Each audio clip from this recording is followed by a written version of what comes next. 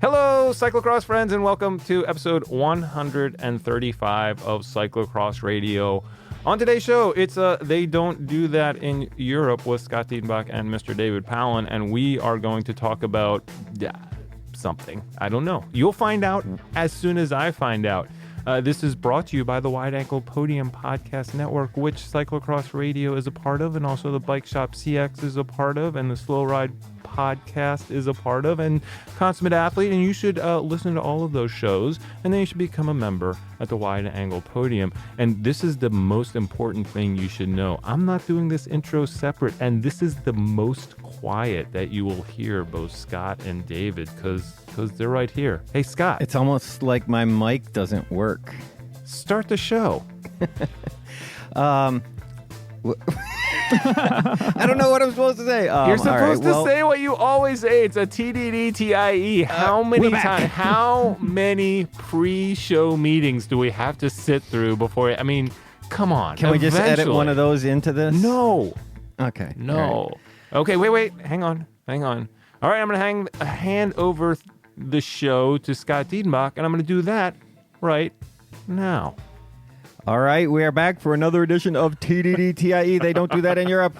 With me, as always, Mr. David Palin in the center. Hey, guys. So good to be back. I'm in the center? Yeah, with a new icon, full-on Mo going with the eyebrows. I like it.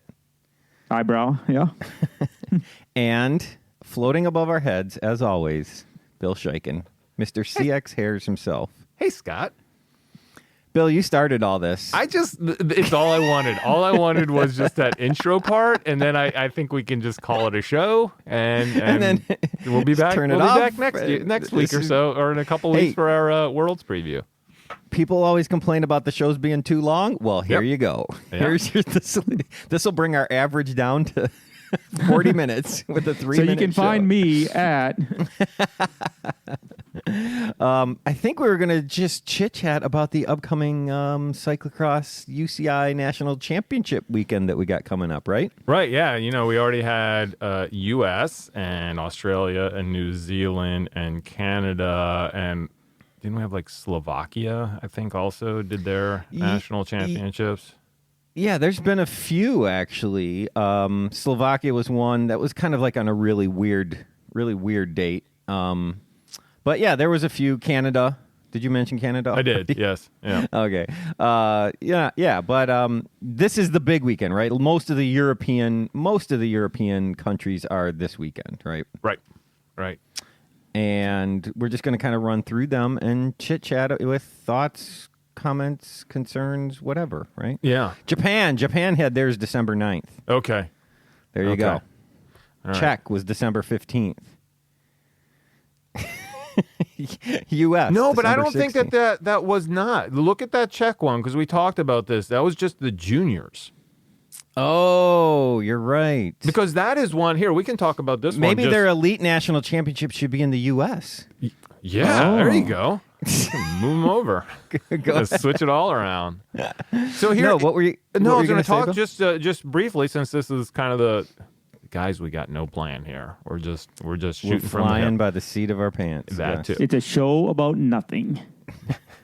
Boom, boom, boom, boom. The Czech men's race. Everybody excited about the Czech men's race. I feel for Michael Boros. Yeah. Here's a guy who's having a great year, who's up there every race, who all of a sudden is playing second fiddle to Stybar because he's, been mid-pack a couple races and has decided he wants to race the Czech National Championship. Here is my prediction that Stybar doesn't get within 30 seconds of Boros in this race. And what about Tupolik? Is he an elite now? His racing age is 23. So yes. Yeah. So yeah. Yeah. Now Kopecki's still going to be racing in the U23s, but Tupolik, he can give Stybar a run for his money too. I mean, depending on the course. I haven't seen the course. Depending on the weather and how hard these guys want to push to say, yeah, everybody's crazy about Zdenek except us. here's something. So you ready for this? Yeah. So Michael Boros is ranked the highest in the world at 17th.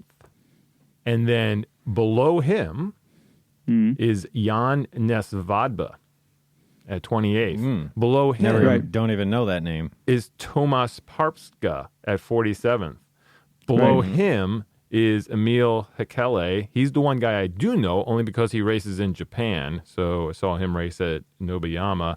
He's at 49th. And then at Tupolev. 59th is Tupolev. And then at 228th, although he moved up this week from 231st, is Zdenek Štibar. What did you say? Kind of the What's his Katie current Compton rank, in the did you say? last row theory at U.S. Nationals. He is 228th. Okay. So he is, unless under U.S. criteria, he would have to be considered medal capable, or he would not make the team. He would not. You're right. Are you saying that with some? I am just Are quoting you facts. Right. Is he going to Worlds? You know what's interesting is that Martin Bina's still on here. Yeah. I didn't realize he still raced. But he's 300, I didn't 383rd. Maybe it's one of those things where, like Niels Albert still shows up as a ranked rider. Some legacy points still kicking around there. Exactly. Well, while we're still talking about the Czech nationals, what do we know? Is Katarina over there? I do not know. Any ideas on that? Yeah, I don't know. I'm I don't just know if she's curious. racing. I mean, because she's up there, and then of course Havlikova would be the other one that jumps to mind, right? Yeah. Paulina Havlikova. As far as the Czech women, the names that we see or hear the most. So Yeah, let me see if there's anybody we're missing. See, look at this. We're already like 5 minutes, 10 minutes in. Again, Scott, you're like, I don't know what we're going to talk about, and we're down a rat out hole, and we're yeah. on the Czech Republic Cyclocross National Championship. So we're looking at the top 100 Czech Republic women cyclocross racers. How awesome! So is you're that? right. Katarina Nash is currently ranked 22nd. 22nd in the world. Yeah. But Yeah. that doesn't mean that she will definitely be there. Just that Right. she I don't know could if be she's there. going. Yeah. So it And I really, think- if you're looking at favorites, it's between her and Havlikova, who's ranked 20th in the world. Then you go down to 37th for Yana Chekakarova, and then 62nd for Nikola Bajgarova. I'm nailing these names. I'm just You nailing are. them. You are. I'm just glad I don't have to. 65th, Elizabeth Ungermanova. I'm going to stop there. But Yana, the one you Cheknikarova, she's only 22 though, so she might not even be in that's elite. that's so. actually kind of the cool thing with this. So you have her, you have Nicola in 62nd. She's 22nd. Under her, Elizabeth Ungermanova is 20, and then Magdalena Misanova is 18. So, and they're all within the top 70 in the world. So actually, Czech women look pretty good coming up. Yeah, that's a strong field for sure. Yeah. That could be a good race. We got another 19-year-old down there in 85th. It's really interesting, Scott. It's a really, really young field that they have down to 150th in the world, if we're again going by U.S. cyclocross requirements. Yeah, so hopefully we will see some That's of like these. that's like the new Mendoza line. The new Mendoza line. But yeah, and again, we're talking about the strength of women's cyclocross. Hopefully this just continues to add to that wave of incoming young women riders that we were talking about the other day, Bill. Yep.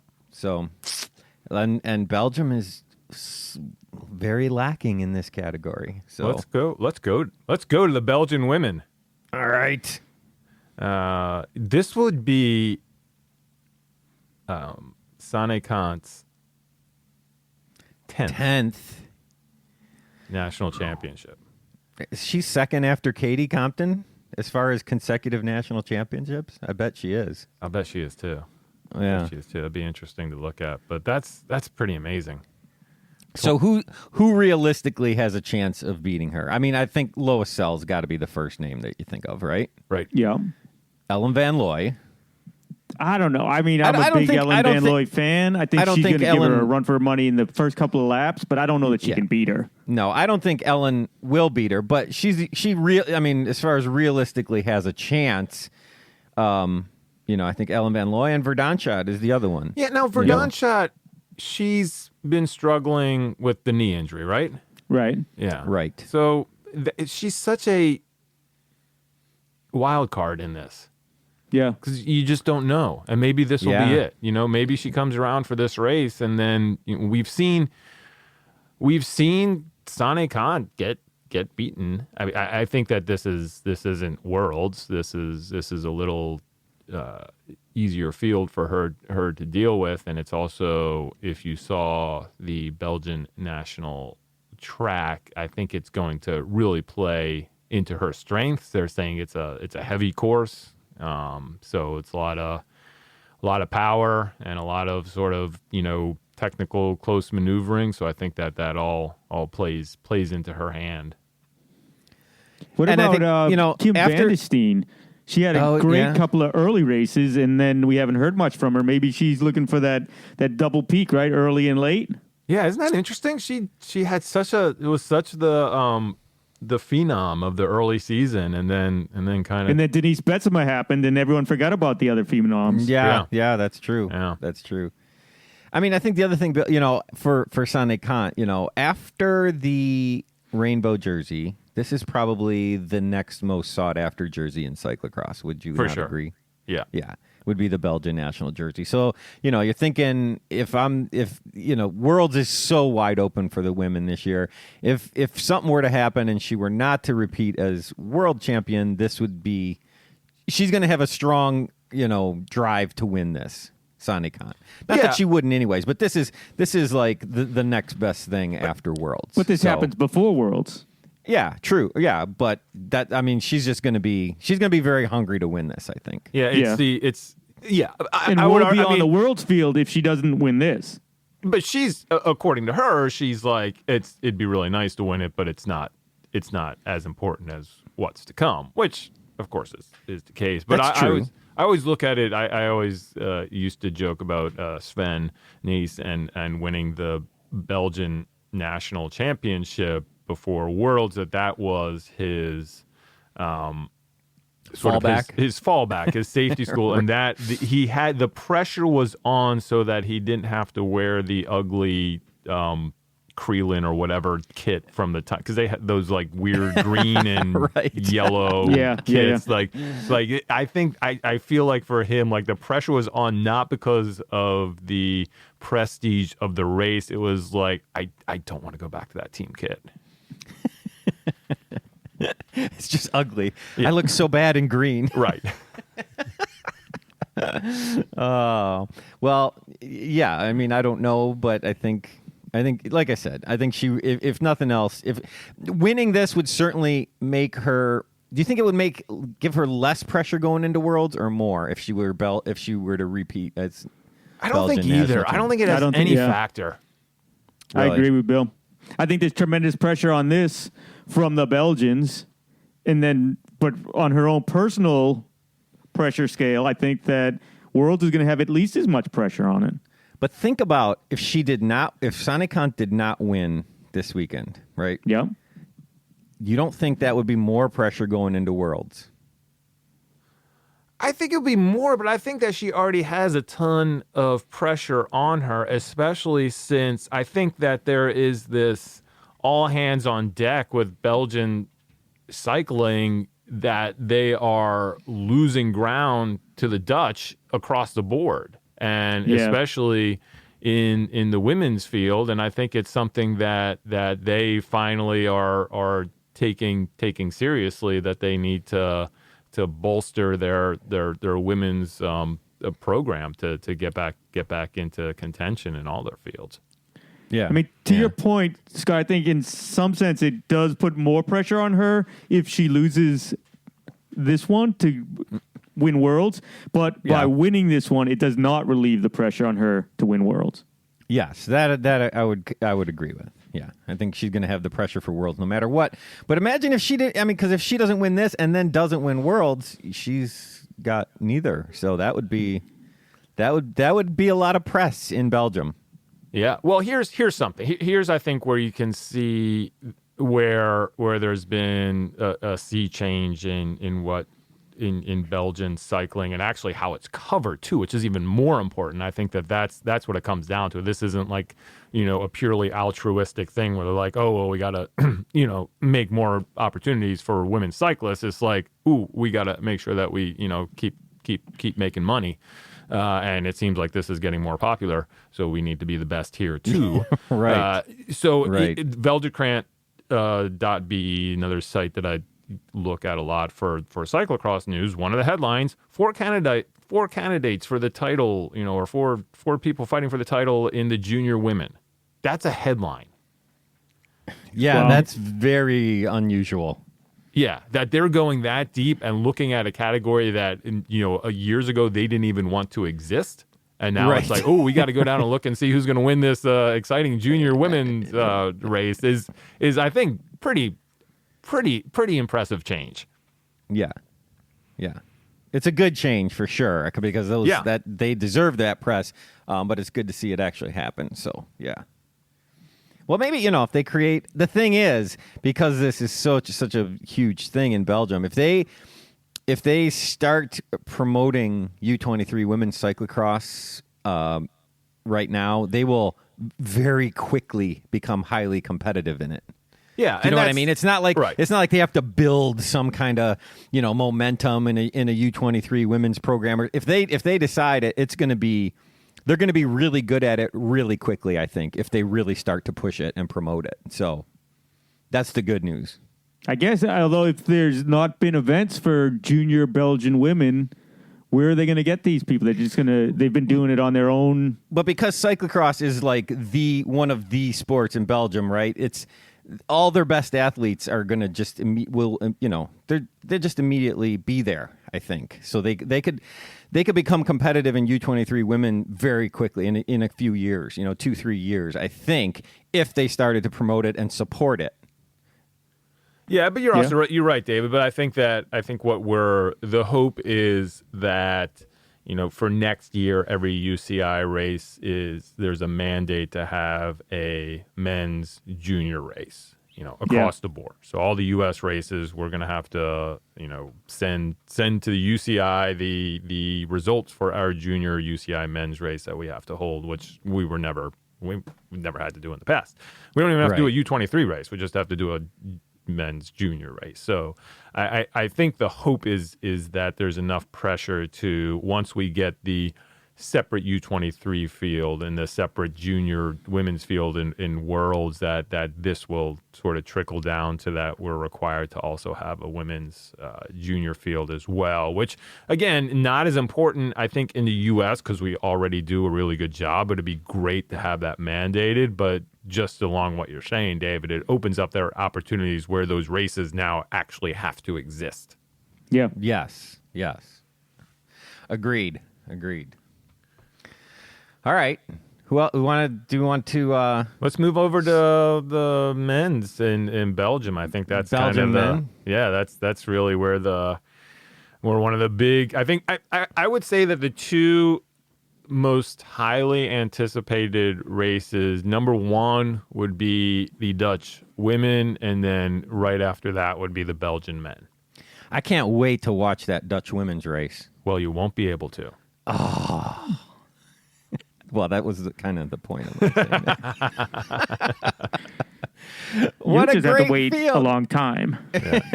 Right.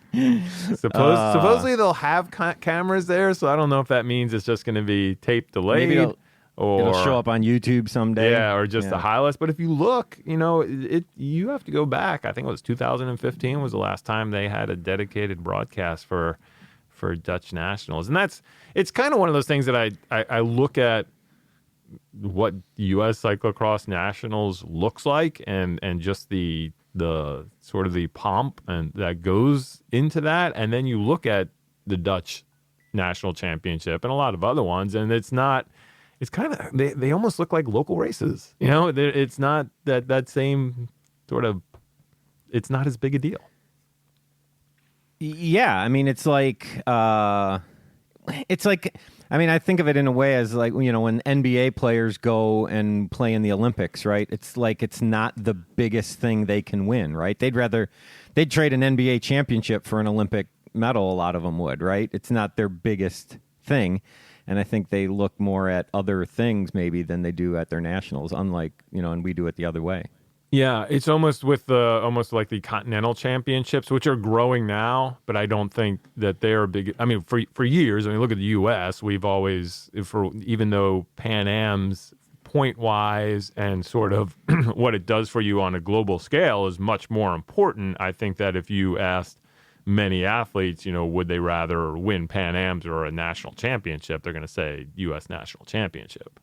Yes. Yeah, for the U.S. riders, perhaps for the Canadians, but some of the other North American riders, Pan Am potential riders, it'd be interesting. Yeah. So the Belgian men. Yeah. If we look at the we got Wout, Toon, Van der Nout, Sweeck, Quinten Hermans. Those in the individual rankings, that is number 2, 3, 4, 5, 6. Right. That is something. I mean, that's, and then down farther is obviously Merlier and Dan Sota. Yeah, Dan Sota, and Iserbeet is top 15, but in 13th. But he's still, what's he going to do? Is he going to race? He's 22. He can go either way. Yeah, I don't know what he's going to do, so we'll see. Kevin Powell's, he going to be in there? He's still, it's still amazing. He's still 15th in the world. I know. And there's a guy like Johnny Vermeersch who's been just shooting up the standings, getting on the podiums. He's definitely one to watch. But yeah, I think that it really comes down to those top three. It is. So Wout, Toon, and Van der Nout. Yeah. I mean, and even. God, it's so hard to say because they're all such good riders. But I think you're right. I think Wout will win it. I really do. I think he'll win it. Trying to get the ship righted, and I think will be an important thing for him to win. Even though I know they say in the press, it doesn't really matter that much. Yeah, but they still want to win it. David, what if it's muddy? Does that change anything? If it's muddy. You're gonna pick Van der Haar. Van der Haar in the Belgian. I'm just kidding. Yeah, why not? That's why I'm kidding. I know. No, I like that. No, if it's muddy, I think. Quite frankly, I think that Sonny Gilbert takes it. I think it's a good call. Yeah. Good call. No, I think that when you look at the depth. Go way down. It's still as strong as anything, all the way into the field. You talk down as far as Kevin Powell's, but Gianni Vermeersch, Tom Moosen. He's always been kind of that fan favorite. He could do well in a muddy race that needs some special skills. I don't know, sure. But I still think I think it's Wout van Aert, Toon Aert show, and the other piece that comes into that is Quinten Hermans. Yes, in the Telenet Fidea Lions team that kind of works together from time to time. Yeah, but Quinten Hermans isn't on that team, going forward. So does that I did change? not know. Yeah, he's leaving after the season. Oh yeah, did he say where he's going? Do we have a? They're starting a new team. Indication or? New team. Oh, yeah. But there he will be the leader. Does not want to be thought Sixth of as wheel or whatever it is, third banana, which I guess would mean Lars is one of the bananas ahead of him, which I think is probably a sticking point for him. Yeah. All right. Well, we talked about the Dutch women a bit, didn't we? I would add, going just the if it is muddy, I think that I would put Michael Van Toren out as a dark horse to win. He will be my pick if it's rainy. Yeah. Because that guy off the bike is... I was just going to say, are you thinking running-wise? Insanely fast. It's just... I've seen... I remember when he was... the fun... For people who haven't, followed it as long as we have, some of the most fun races are after Worlds, when all of the whippersnappers enter into the elite races. So we get like these, 17, 18-year-old juniors who are jumping into the elite races, and a lot of times it's the pressure's off for the rest of the field, and they're just sort of going through the rest of their obligations for the season or racing, and that's when we would see, I remember seeing Michael Van Toren out in like this super muddy race in the end of February, just like blitzing the field and just running past everybody and going to the front. You're like, who is this toe-headed kid? Who is this guy? And skinny. Oh my goodness. Yeah. He was so thin. It just looked like a frail little kid. And like you said, just running like crazy. So I think that was even like after Wout got DQ'd. Remember that from Belgian Nationals for the U23, and then came back and just destroyed the field like in the first race. Yeah. That was the false start or something, right? Yep, was the that false start. Yeah, the false start that he refused to like leave and raced anyway for a lap until they like had to physically remove him from the track. Grab him. Yeah. Oh man. So, all right. So Dutchmen. Are we going to discuss the Dutchmen? Are we going to give it to Vanderpool or? I know David wants to pick Lars, but how can you not? I think I would say probably Vanderpool, but even again the Dutch, you got Vanderpool. Van When der you say Haar. Vanderpool, you mean David, right? We got Michael Vanderpool, Lars Van der Haar, David Vanderpool, Corne Van Kessel. That's still a very strong. I think that if I was going to pick somebody who was going to challenge Mathieu van der Poel, and that's a almost as laughable proposition as having U.S. Cyclocross Nationals in Europe, I would say it's Joris Nieuwenhuis. Oh, I think he's a good pick. Yeah. So he is super strong. He's starting to come around. The crazy thing is, I'm looking at it. I'm looking at his age because I think of him because we've seen him in the U23s and in the juniors. You're like, oh, he's just a kid. He's basically the same age as Van der Poel, as Mathieu. Yeah, he's like a year younger. Year younger. Yeah. Right. Yeah. But I all think these guys. I think you feel like they're he's so doing old. Yeah, I think he's doing really, really well. But so if I had to choose a podium, I'm gonna say my dream is to see two Van der Poels on the podium. Mm-hmm. But I'd put Joris up there as well. Okay. Scott D, what's your no Van der Haar, no Corne Van Kessel? Yeah. Yeah, I think I would love to see. I want to see both Van der Poels in any order. I don't care. And then I'd like to see Corne Van Kessel up there. I think that would be good. Yeah, that's just my personal. David, well, of course, my pick is going to include Van der Haar. Right. But I think that Corne Van Kessel and Mathieu van der Poel.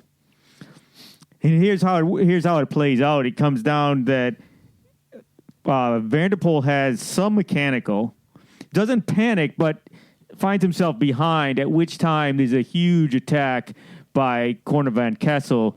And lo and behold, no one knows it because you can't see from the head-on camera or from any angle, but Lars Van der Haar is tucked in behind him. And the two of them just go off, and at some point, one of them starts to slow down and kind of maybe interfere is not the right word, but it makes it a little bit more difficult for Mr. Van der Poel to get around him. Interesting. Well, this is quite a story you've concocted in your mind. I know. I have to come up with some really crazy stories sometimes to put my man Lars Van der Haar on the podium. So I do want to follow up on our story from a couple weeks ago with our adopted Midwest racer Ryan Camp. Yeah. Belgian, but Belgian via St. Louis, according to us. He, since the new year, we lost our chance. We've waited too long. We didn't get in there into the negotiations, and now he's racing for Marlux.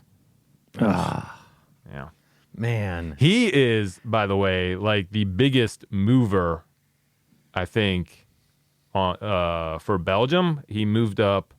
Oh no, Mies Hendricks also moved up, but he moved up 48 spots to 170th in the world, and is looking like one of the favorites for the U23 Belgian. You know who the top favorite? I mean, for Dutch. You know who the top favorite is for the Dutch U23 Who would that be? title? Is that Arnesman? Friend of the show. Oh, Jens Decker, yeah. Yeah, oh, of course. Duh. Yeah. Yeah. That's awesome. What other nationals did we want to look at? Did we I know we Anything just jump out at you? said we talked kind of in the abstract about the Dutch women, but we haven't spoken No, we haven't. We have point to go by point and do about that them. for sure. Oh, Yeah. okay. I'm sorry. Yeah. I totally missed that. So,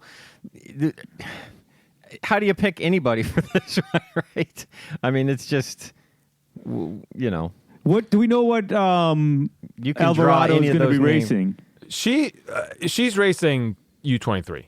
Okay. Oh Yeah, no, she for should. this I don't know. Is she racing U23 for nationals? See, that's just Yeah, where I don't know. somebody That's had the question I'm asking. I think that she is racing U23 for nationals as well. We know she's doing it for Worlds, but I hope she does. I hope she does. I Yeah, hope she let's races let's U23. assume, and our viewers can of course correct us when we're wrong, just like anything else. They can yell at us. Or they can just do it while they're listening to this now. Just yell at your Yell it really at your loud. iPod. That's what people still use, right? Their iPods. Yeah. They got The Zoom, Yeah. Zoom, whatever. What was that thing called? This is Zoom. Zune. Zune. Zune, that's it, Zune. Yeah. Yeah. That was the Microsoft thing, right? Right. They Welcome burn to the it. They social. burn it. They're burning it to mini disc, and then listening to it on there. In their car. On their Walkman. Okay. We got Voss, Verst, Brand, Betsema. Alvarado is going to do Alvarado. U23. We're going to Alvarado. Captains. Fleur. Fleur. But those are the top. I mean, Although she's U23 as well now, isn't she? Yes. yeah. So I mean, As just is- Voss, as Verst, is- and As is Inga Vanderheiden. I mean, that's another just insane race. You know, you look at the top four in rankings, and they're all going to be racing in the elite race. You go to the next four for the Dutch women, and it's like just a toss up for the U23 race. U23. Right. Yeah. Scott, what do you Voss, think about Sophie Verst. de Boer?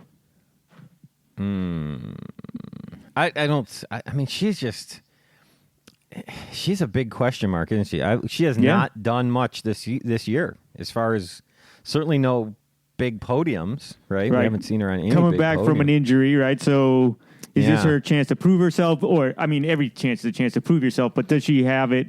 Has she been climbing enough to put this one in there? Who knows? But I certainly don't think there's anything that we've seen to make you think that. Bill, would you agree?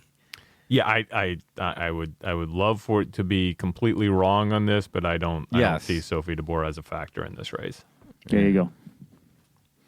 So who Who's you gonna guys win? is Voss, Verst, Brand? I think that's the podium.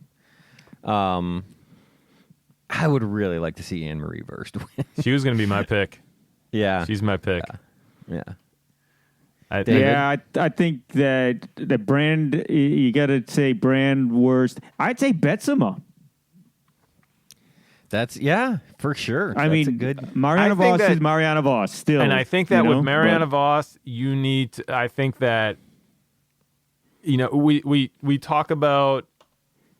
I'm going to compare this as a bad comparison, but if you compared this to the men's elite field in the U.S. last year, where the goal a lot of the time was to neutralize Tobin Ortenblad, right? There was almost a pact amongst like Hyde and Werner and those guys. Is like, we got to make sure that we take care of Tobin and don't let him get out ahead. Don't want to be in a sprint. I think that is almost what you have to do with Voss. If you let Voss get out front, it's over.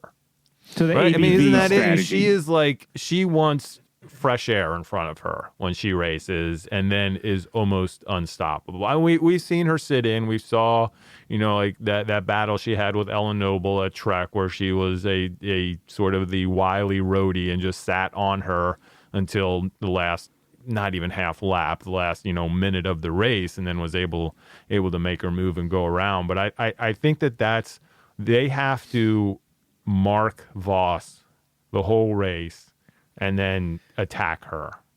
And I think you got to do something. Attack her, and then you got to do something to gap her before the end. Before the final move. If you wait till the final move and you're still with Voss, your chances of winning are very low. I think Sane Kant doing it at Worlds is one of the few times we've seen it. And I think you got I totally agree with you, Bill. You got to do something to get a gap on her in the last lap, or something so that you have a gap on her in the last lap, a gap that she can't close down. That's the other thing. What was that race recently where it was she just kept rolling back through the field? It's just just amazing. When she had the mechanical out in the forest. Right. Oh, it was Zolder. Yeah. Yes.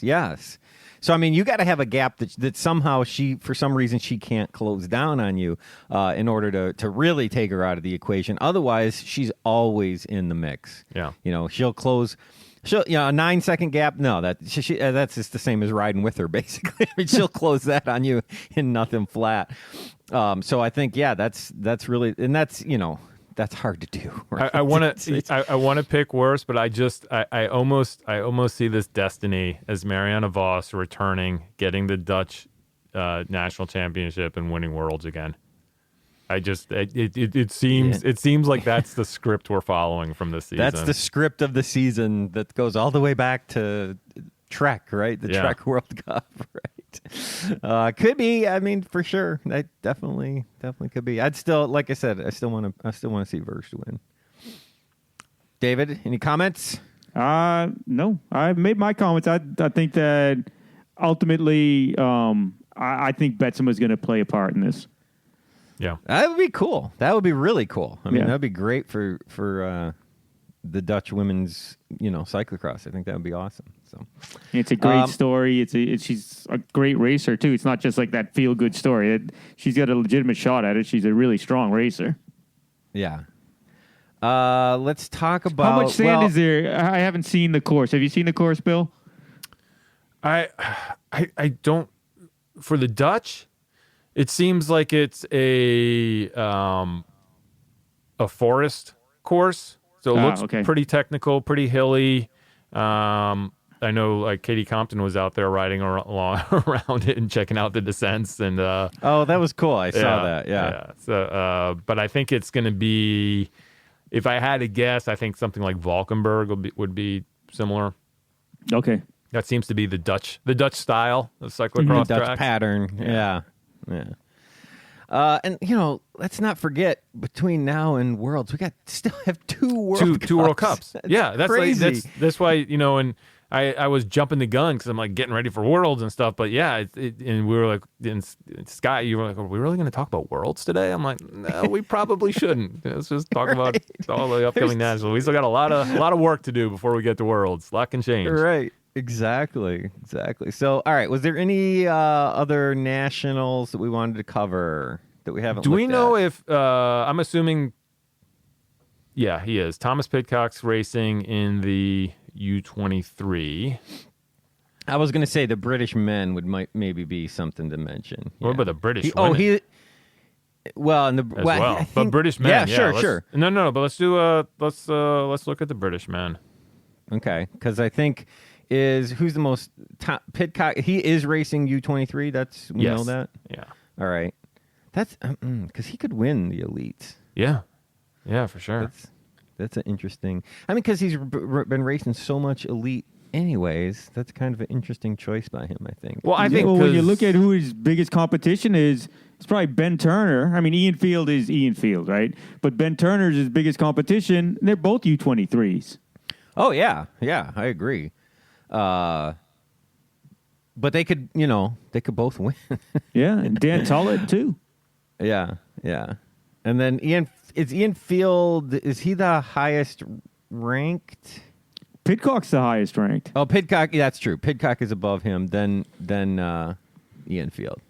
Or is Turner above Field too? No, it's Pidcock, Field, Turner. I'm still trying right. to figure out what exactly they're listed under. I was like, United Kingdom, no. England, no. Oh, Great Britain. There we go. Great Britain.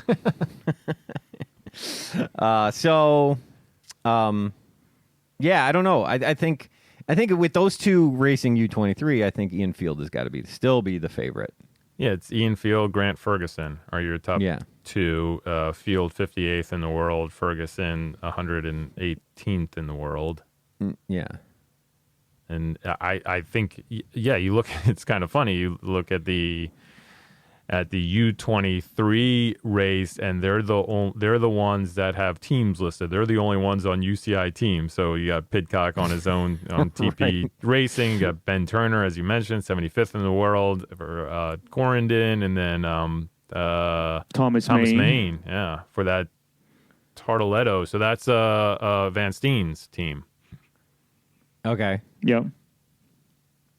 And then younger brother, and then Daniel Tollett also on TP Racing. And then for the British women, I think Bramier, of course, right? She's having a great year. Yeah, What a comeback year. The thing about, and the thing that I'm really impressed with her season is the consistency. She is top 5, almost every race, it seems. Yes. Right? Yeah. I mean, it's just she's there every single race and is always, up at the front over and over again. I don't know that she's had a really bad race all year. Does she have a really big win, though, this season? I don't think so. But I think if you look at her season as a whole, it's a very impressive year, Evie Richards, of course, not going to be there. Not racing, right? She had her surgery. Yeah. That sounds like it went well, and hopefully we see her back. What's her deal with mountain bike season? Do we know? Well, I think that's why the surgery was now. Because the focus is the mountain bike because stuff. that's number one primary goal. Especially this is such a huge year for her and for all the mountain bikers. And she's going to be racing elites, and mainly racing elites not because she has to, but because that's how she's going to qualify for the Olympics. This is the in our sort of 4-year build-up. This year, 2019, is like the big pressure year for international mountain biking because they're all trying to make their Olympic teams. Their Olympic teams. So with her, the other thing is, I wonder. I don't know what Harriet Harnden is doing. Is she gonna? She's still a junior, right? She's 18. She's 18. So the phenom is Anna Kay in 53rd, who had a great race, I think, in Brussels. Did really well, and she's still U23, so she's one. As we start looking towards Worlds, that's going to be another possible. So she could be a good pick there. to win that U23. Yes, I think that she is. Yeah. With Evie out, I think that Anna Kay definitely is probably the favorite in that U23 race. And then Harnden probably for juniors. Yeah. I think that's the main British women, don't you think? I can't think of anybody else. So, all right, cool. Yeah, any other nationals? It's always going to be a good battle though between Wyman and Bramier up at the top. And we didn't even. How did we not mention Helen Wyman, for goodness sake? Do we know, is Neff racing the Swiss? I think my understanding is she's just gonna keep on racing and race Worlds as well. I could be wrong in that, but I think that she's in it for the long haul here. Yeah, I mean, she's in the top 50 place at this point. She's really been tearing it up. Yeah. And Yeah, so I think if she's in there, she's going to be the favorite for the Swiss women, right? Yes. I mean, yeah. There's no one I don't. Nicole Kohler's it's 66th in the world, so yeah, and it's yeah, that's her closest. What about the Swiss men? Do we know any? I don't know any though. Can't think who would be there. Who's the highest ranked Swiss? Lars Foster. Okay. Lars Forster is good. I mean, 41st in the world. Yeah. So he'd be a good pick there, and then Marcel. Yeah.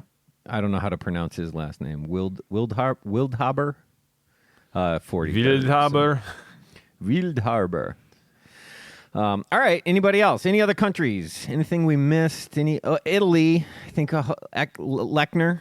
Or is Arzuffi going to take it? I think Arzuffi takes that. I mean, Lechner's having an amazing year. I mean, moving to that Belgian team has done wonders for her. She's come from, sort of mid-pack, and it looked like career maybe starting to wind down to just having this resurgence this year.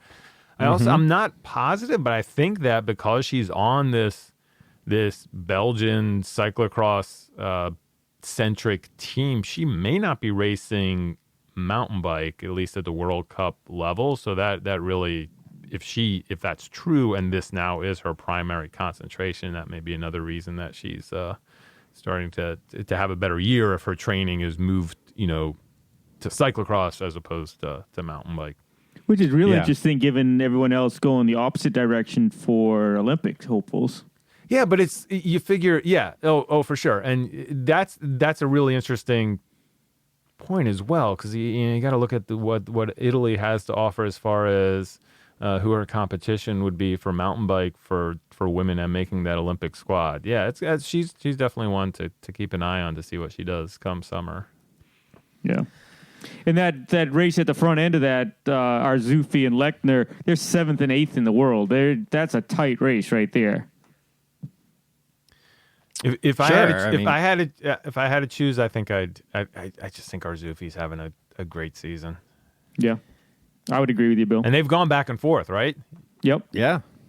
Yep. As far I'm saying, as far as national championships go, because they've traded. Yeah, they've traded that off, so that should be a good battle. Sure.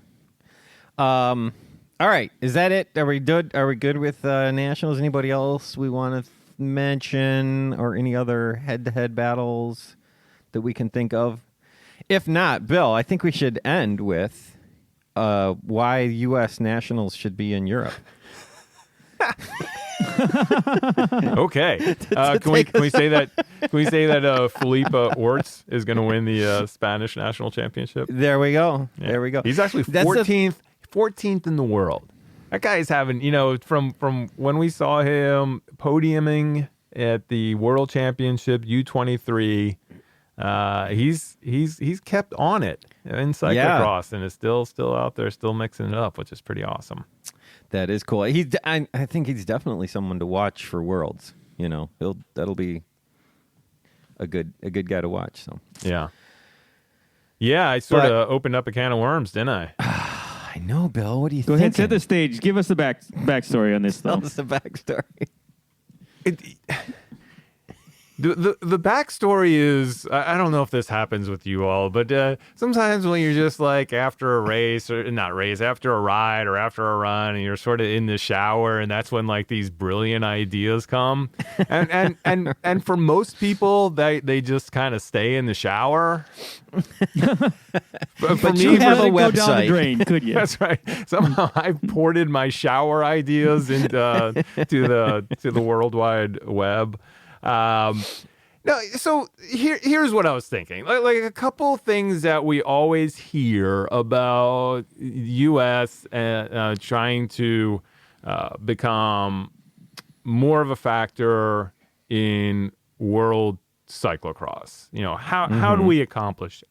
We have Katie Compton, who obviously has done this, but she also lives half, if not more, of the season in the Netherlands. We have Jonathan Page, who did it with great success, got second in the Worlds, after his run living in Belgium for many years. So what the complaints that we hear a lot is to travel. You have to go to Europe, then you have to go back to the US, and then you have to go back to Europe. So my idea was, okay, well, if we had and let's just, two things that we just need to get out of the way. One, money exists. Okay, let's just say all of a sudden that Bezos and Amazon gave $10 million to USA Cycling just for cyclocross. Okay. So, boom, we got money. All right. So the idea was, okay, everybody is going to get better if they're in Europe. So we'll just say, you guys just go to Europe and you don't have to come back. We can do our domestic season and you go to Europe and we'll have nationals in Europe. So have them in Belgium. And it'll be awesome. And all the Belgians will show up because it'll be like some, hipster ironic thing where they can say, hey, let's go watch the Americans race. Won't this be crazy? And it'll be an oddity. And they'll all come out because there's beards and long hair and that kind of stuff. And they like that kind of stuff. So they'll come out and watch the races. And then they'll also be able to bet on the races because it's not just going to be Matthew Van Der Poel riding off the front. There's actually, different odds that can be made on who's going to win the men's or the women's and U23 and all the way down. And then if you're there, if you're like a pro tour or world tour road racer, you're living in Europe, you're on those training rides, you're getting in racing all the time, and you're sort of in the culture and you're doing it, but it's you're not alone. Everybody else is there. And then I think through that system we start to build riders who can compete more consistently on the world level. Will this ever happen? No.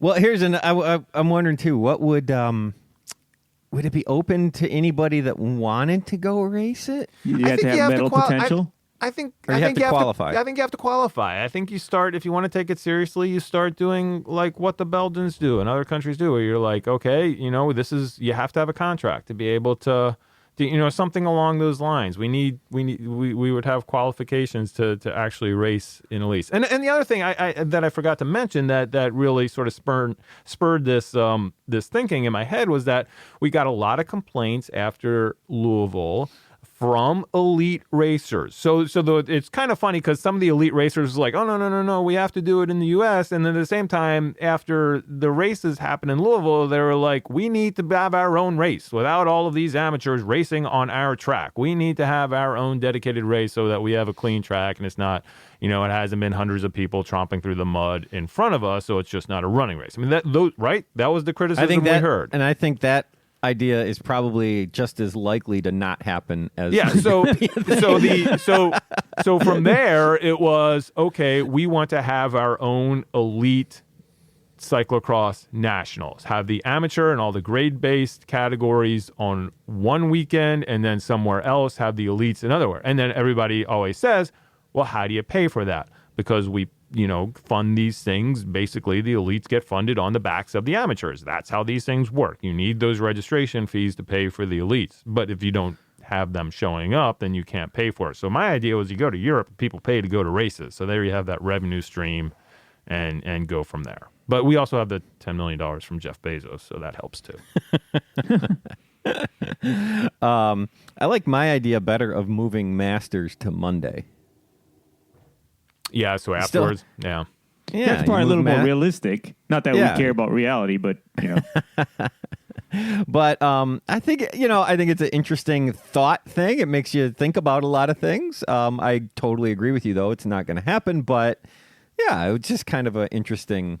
Like you said, if you're going to separate them, once you separate them, having them in Europe then would become then it's easier to wrap your mind around, right?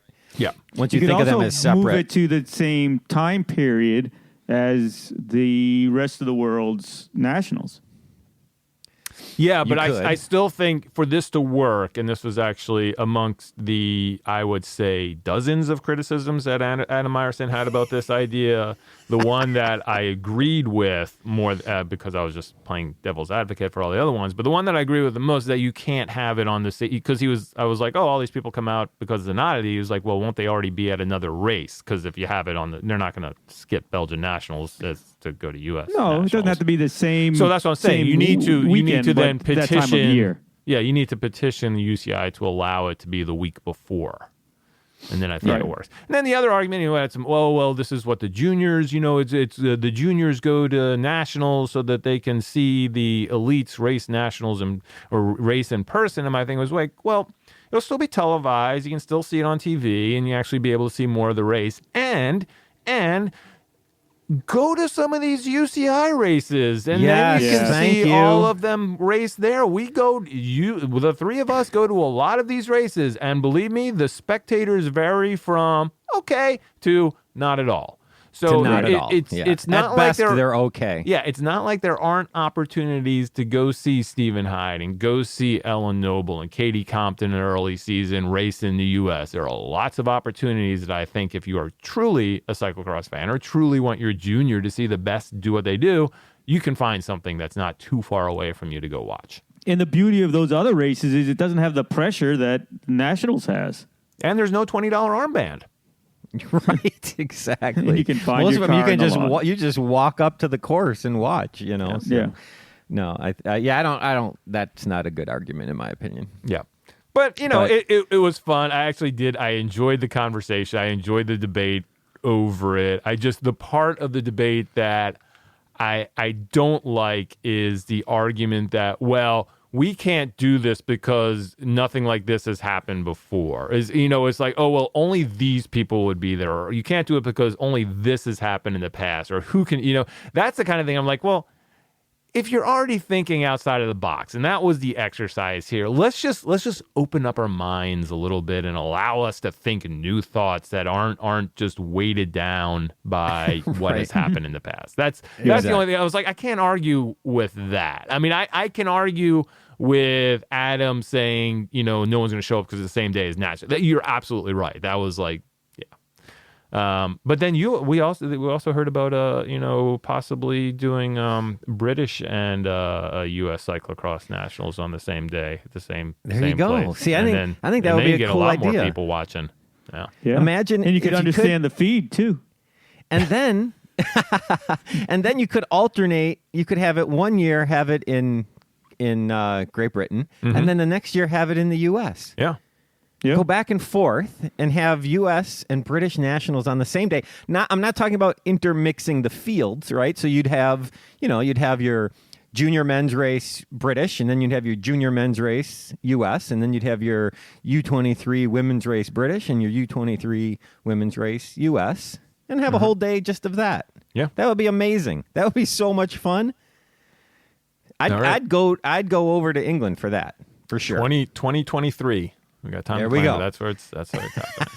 All right, we are at have 50. It all on the same day, and you'd have, the crowds would be making, having fun with each other. I think it would be a blast.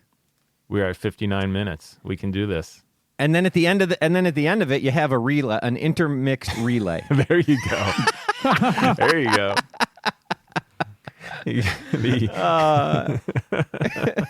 A Revolutionary War redo. Right. Well, hey, that was good. No, I applaud you for throwing out a thought exercise, Bill, and taking all that flack for that. We're trying to expand, what is covered over at cxhairs.com to give a little more commentary and opinion. And the thing about that,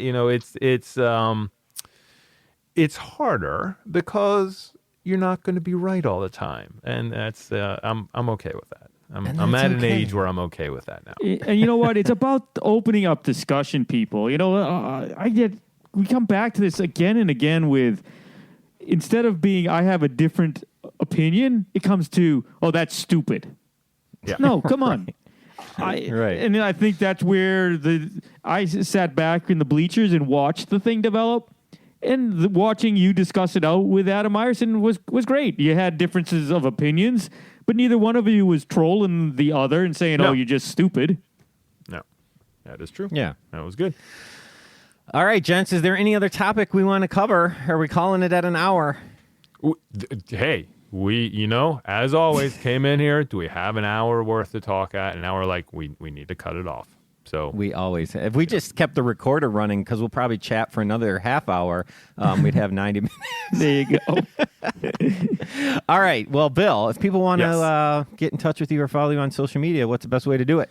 to get in touch with me or anybody, any questions or comments you have for the TDDTIE crew, you can just send them to feedback@cxhairs.com. On the social media, I am at cxhairs. And then I would ask that you please go to YouTube and subscribe to CXHairs on YouTube, which is youtube.com/CXHairs. And also check out CXHairs.com itself, because as I said, we're starting to try to put different stuff up there that may interest you cyclocross friends.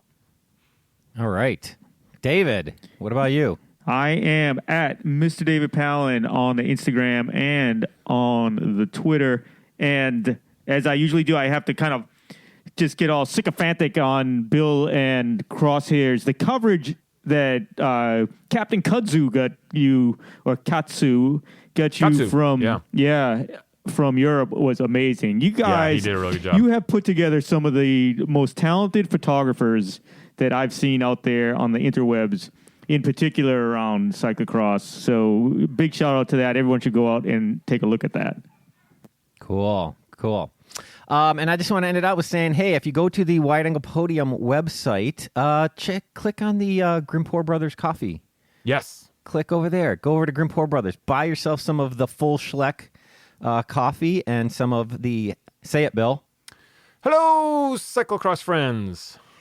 espresso, and it helps the network, it helps the shows, and we really appreciate it. And if you want to get in touch with me, Scott Diedenbach, you can get me at Bike Shop CX on both Twitter and Instagram. We just had a brand new Bike Shop CX podcast hitting the interwebs this morning, so you can check that out and send us your cyclocross tech questions. So there we go, Bill. And we might have some more wide angle. The fun thing that we're trying to do more of at the Wide Angle Podium is bring everyone together from all the shows and try to do more group activities. We had a little test one the other night that David and I both participated in. But that and Spencer, who is the main guy for Wide Angle Podium, has all of these ideas up his sleeve. So I think the goal for 2019 is to grow that more than just a place to plop all of these podcasts, but really make it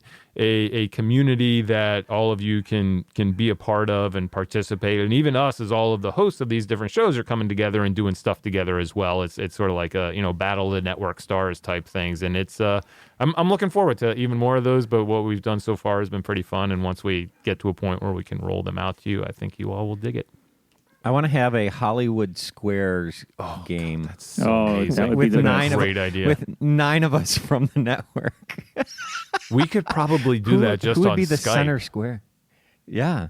Bill, you Bill would would have be to the center square. No, Yeah. I think Well, Spencer. I think Tim would be a Oh, good that would be candidate. good. Oh, that's true, yes. too. Yeah. Yes. That would be good. He's the easiest one to make fun of, is that? Yeah, I'll be pointing at him in different directions. All right, guys. Well, hey, great show. Can't wait to watch the Nationals weekend, and we'll talk again soon. Sounds good. See you later. Bye.